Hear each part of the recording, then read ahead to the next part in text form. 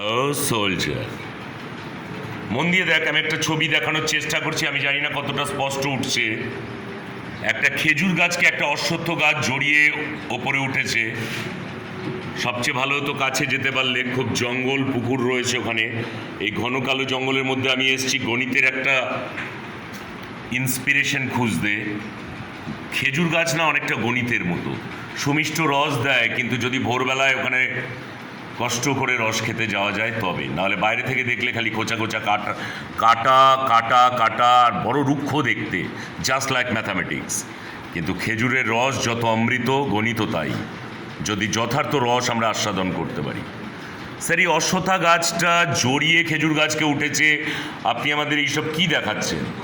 খোকা, এই অশ্বত্থ গাছ হলি তুই। তুই হলি অশ্বত্থ গাছ, যে গণিতকে জড়িয়ে ভালোবেসে তোকে বড় হতে হবে। আর যত তুই একাগ্রতার সাথে ভালোবাসবি, গণিত তোর বন্ধু হবে, গণিত তোর ইন্সপিরেশন হবে, তোর জ্ঞানের আধার হবে, তোর মুক্তির সূর্য হবে।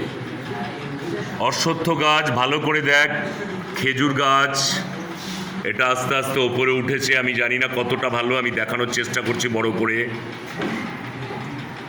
খুব মন দিয়ে দেখ, খেজুর গাছকে জড়িয়ে উঠেছে একটা অশ্বত্থ গাছ।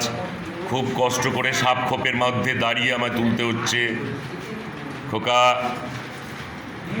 মন দিয়ে দেখ, অশ্বত্থ গাছটা হলো আমার ছাত্ররা, খেজুর গাছ হলো ম্যাথামেটিক্স। এই গণিত বৃক্ষকে জড়িয়ে তোমরা ওপরে ওঠো, জীবন উন্নত হবেই। Soldier, my dear soldier, anything is possible.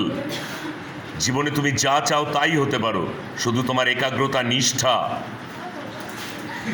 আর সর্বত্যাগী মনোভাবের প্রয়োজন। ভালো করে বোঝার চেষ্টা করো। This is a beautiful example created by nature.